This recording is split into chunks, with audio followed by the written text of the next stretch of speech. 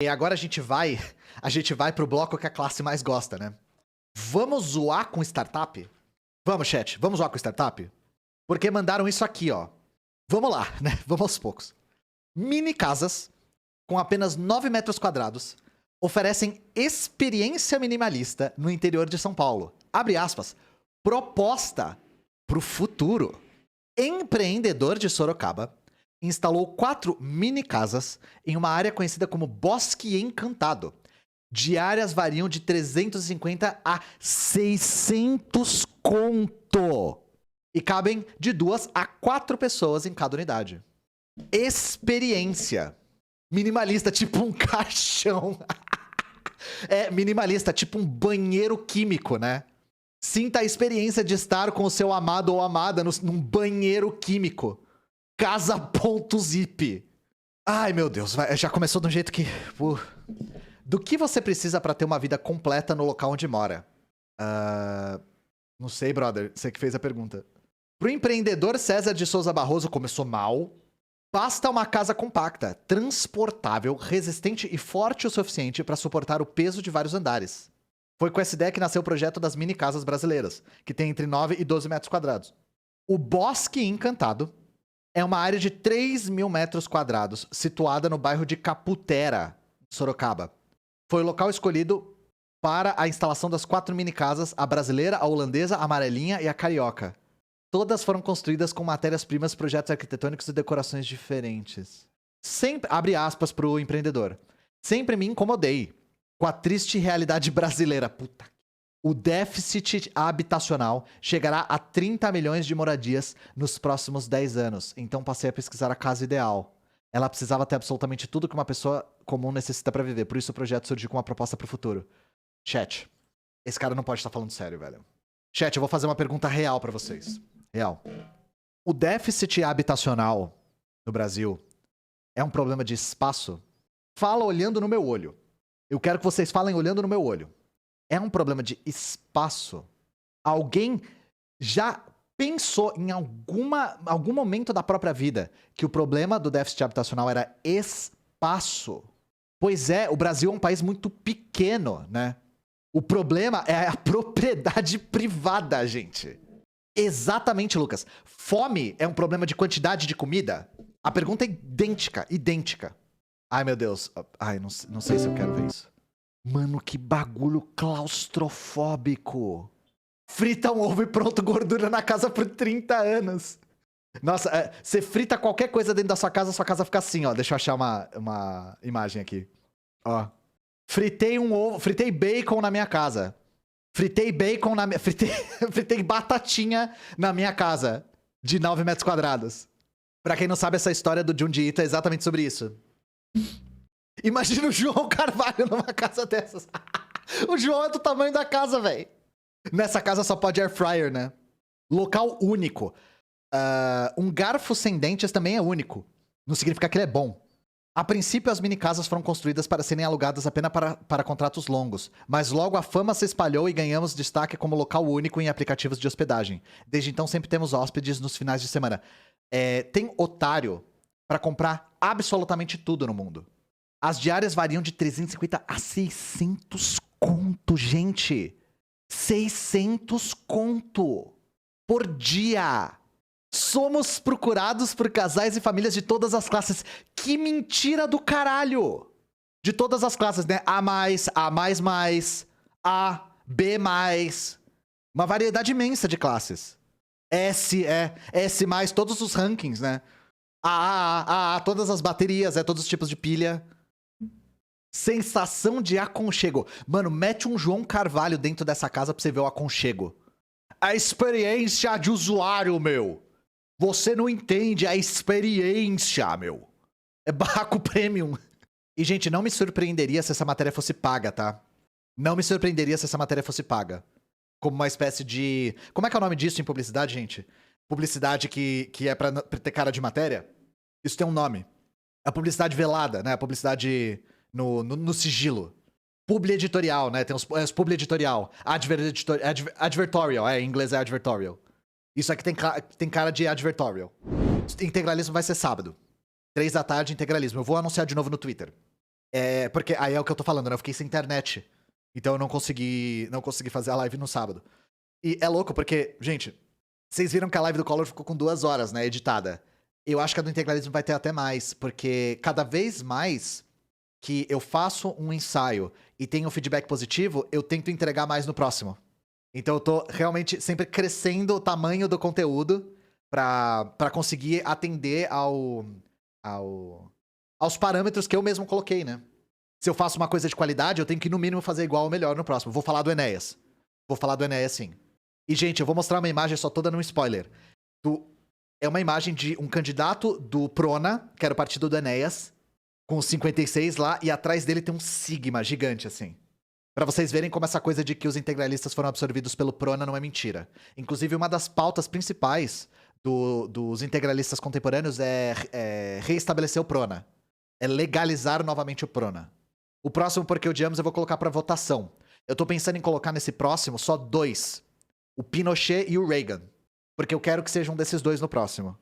Aí eu vou botar pra vocês votarem. Pinochet ou Reagan. Integralista é tipo nazista? Sim, eu vou provar isso pra vocês. O Prona se uniu com o PL. Então, por que não o Churchill? Porque eu tô tentando falar sobre todas as figuras carimbadas do neoliberalismo. Então eu queria Thatcher, Collor, Reagan, Pinochet, talvez Fujimori, que é um que falaram que eu acho legal também. Legal, né? Acho legal falar sobre, é importante falar sobre. E talvez valha a pena falar do FHC. Então, exato. Talvez valha a pena falar do FHC. Pinochet seria bom no 11 de setembro. Verdade. Cara, eu acho que eu vou deixar o Pinochet pra 11 de setembro, então. Meu rolê com a internet... O que aconteceu com a minha internet? Sexta-feira, caiu a internet aqui na rua. E aí o técnico veio arrumar. Desde que ele arrumou, minha internet ficou assim, ó. Vou até mostrar de novo. Eu tinha mostrado no outro dia. Eu vou mostrar como ficou, porque foi uma coisa que eu nunca tinha visto na minha vida. Bom, pra quem não sabe, a internet tem uma taxa de download e uma taxa de upload. O meu download tava torando e o upload tá quase 0. É como se a minha internet tivesse pulado o dia da perna. É como se a minha internet fosse o Johnny Bravo, sabe? Só braço. Só braço. Tentei ligar na Claro. Eu falei, no mínimo, com 4 robôs diferentes. Com 4. A primeira coisa que a Claro faz é te orientar a ir no WhatsApp deles.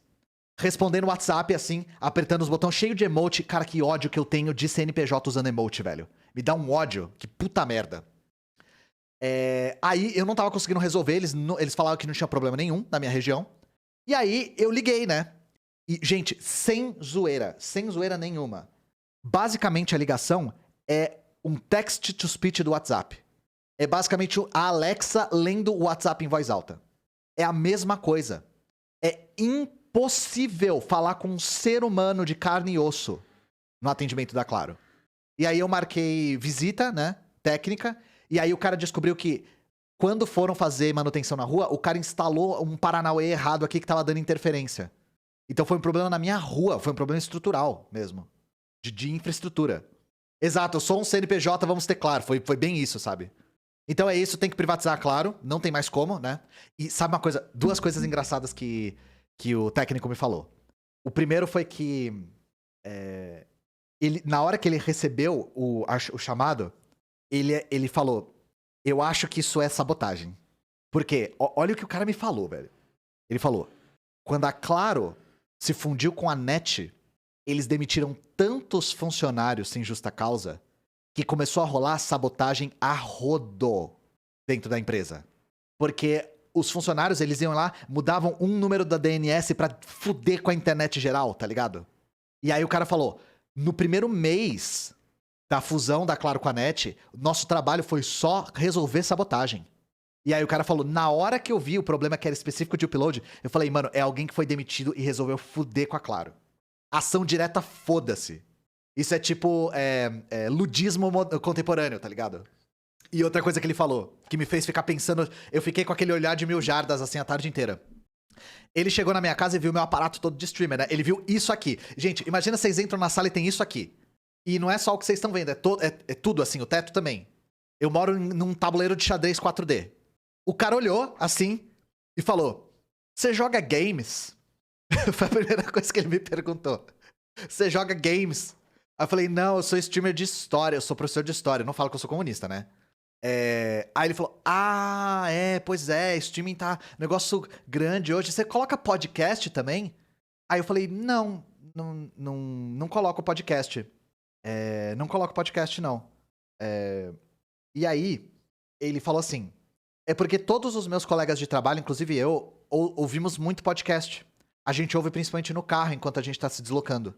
Aí eu falei, que tipo de podcast? Aí ele falou, o que eu mais gosto é o Primo Rico. E assim, claro que a nossa primeira reação é essa aqui, né? Só que... duas coisas que eu tirei disso, né?